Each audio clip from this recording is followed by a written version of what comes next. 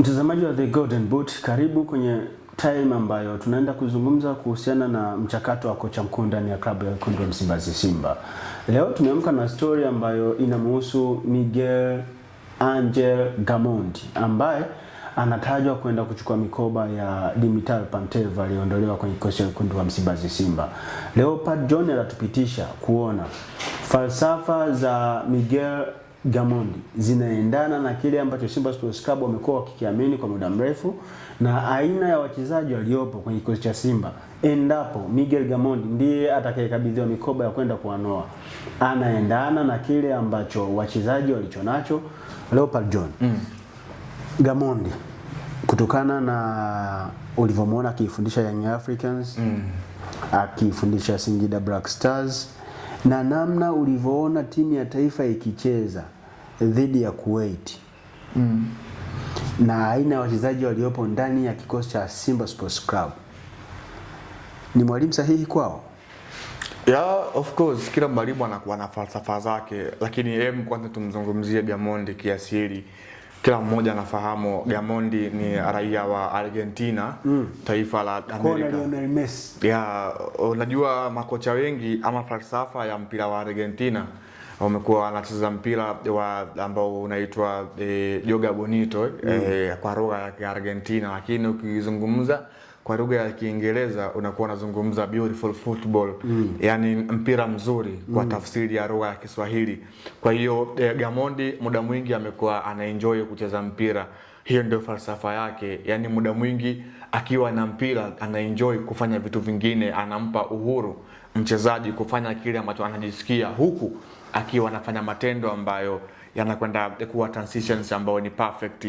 Unajua muhimili mkuu ama falsafa kuu ama ile engine ya falsafa ya mwalimu Gamondi ipo katika eneo la kiungo. Amekuwa ni muumini ambaye yeye kwenye kujaza viungo wengi kwenye mchezo ndio imekuwa falsafa yake. Hayuko mbali sana na mwalimu Nasreddin Nabi, lakini Nabi yeye alikuwa viungo wengi ilikuwa ni falsafa yake ya pili. Alikuwa ni muumini wa kutumia inverted winger sometimes. Ndio maana unakumbuka Nabi alikuwa ana mtaji wa Jesus Morocco, Bernard Morrison, Farid Musa Marik. Hawa alikuwa ndio msaada wake, lakini plan B yake ilikuwa ni kutia viungo wengi kwenye eneo la kiungo. Ndio maana ulikuwa unaona sometimes alikuwa anamtumia Faisal Salum Abdara Feitoto kwenye hilo eneo, lakini pia alikuwa anamtaja kumtumia Salum Abubakar Shuaboy, the same Adil Yaucho, Stefan Kiaziz. Wote kiuchezaji hao walikuwa wana falsafa katika eneo la kiungo. So kwa mwalimu Gamondi naye pia anakaribia kufanania na huo mfumo, kwamba yeye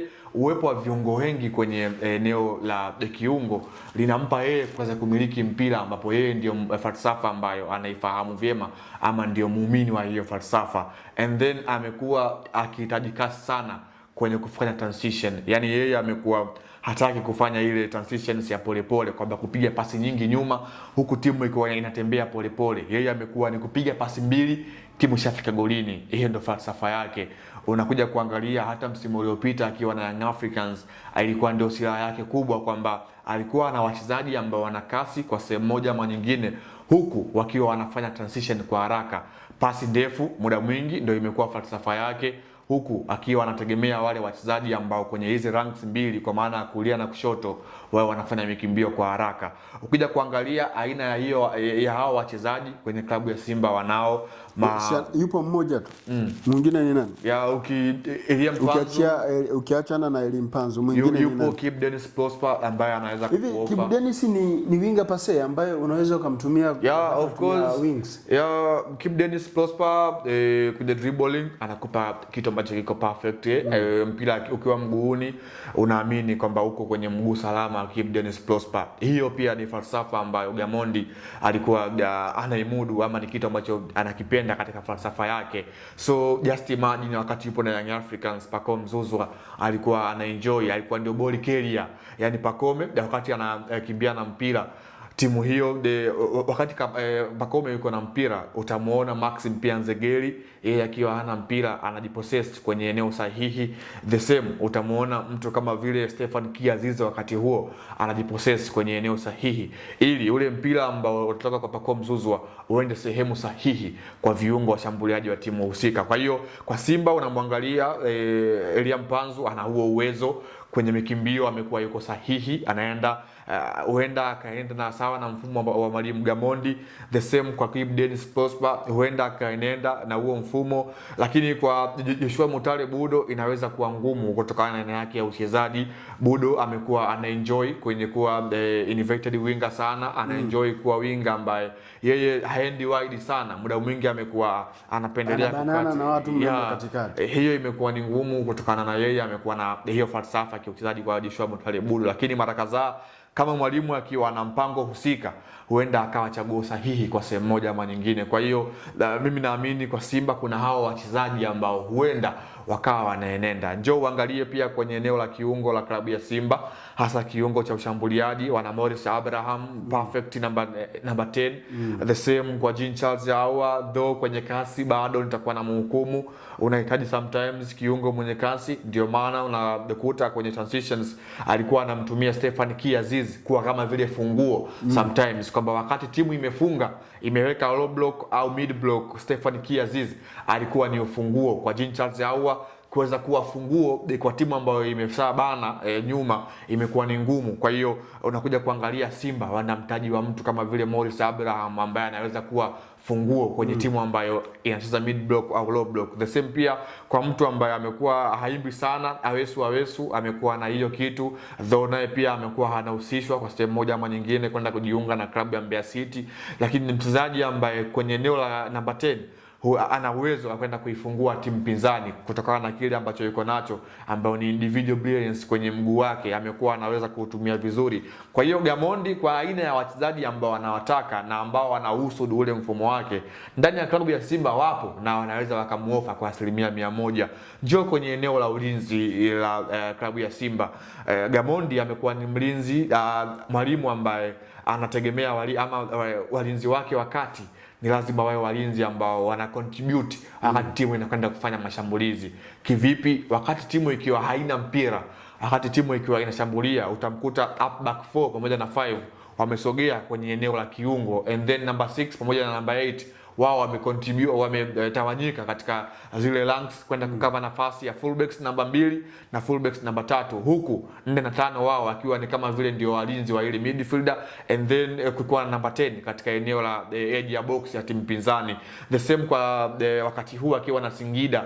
Ndio maana mtu kama vile Morris Ogechuku, raia wa Nigeria, ambaye huyu kiasili ni mlinzi kiungo namba 6, amekuwa anaanza kwenye eneo la namba 5 akisaidiana na Anton Trabi, au sometimes mwalimu amekuwa anafanya rotations, Trabi aanze na Chuku au Kennedy Juma aanze na Chuku, kutokana na ile accuracy yao ya kuweza kufanya hiyo ama kuongeza namba wakati timu icheze. Yani ndio ile unasikia wale ambao wanacheza mpira wanafahamu, wakati golikipa akiwa anasema toa timu, wale wamekuwa wanachangia kwamba timu ikiwa haina mpira nao pia wanasogea kuongeza namba, sio wao kukaa nyuma na kuruhusu timu pinzani kuwa na uhuru kuwasogelea. Kwa hiyo hiyo ni falsafa ambayo Gamondi amekuwa akihusudu sana, na ndio walinzi wa aina hiyo amekuwa anawahitaji.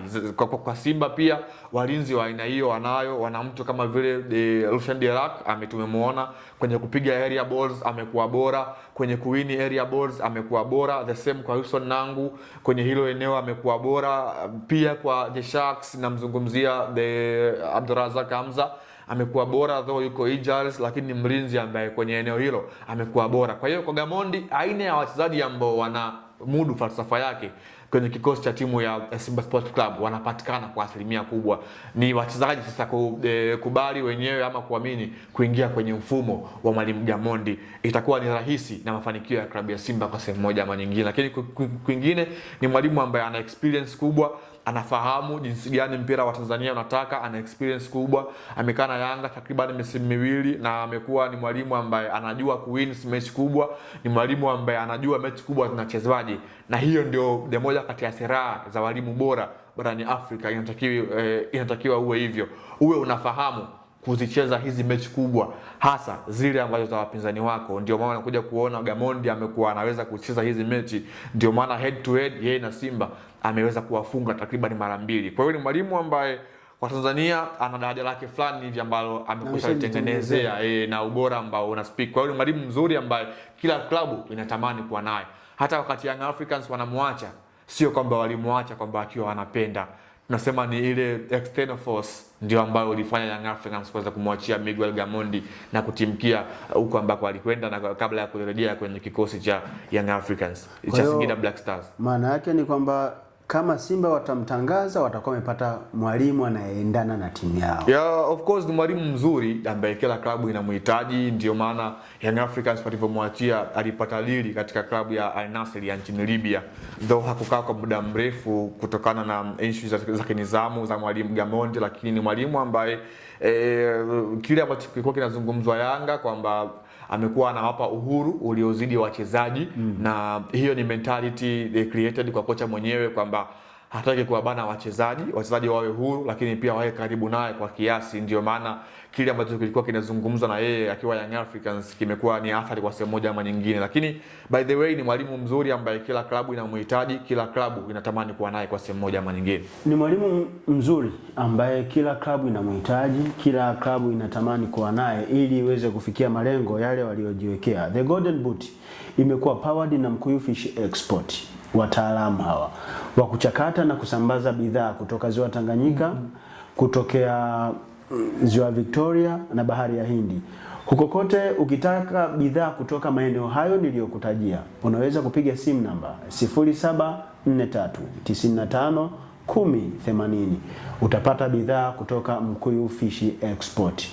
Till next time, mimi ni Usama Hamisi Usama, nilikuwa na Leopard John. Thank you for keeping watching us.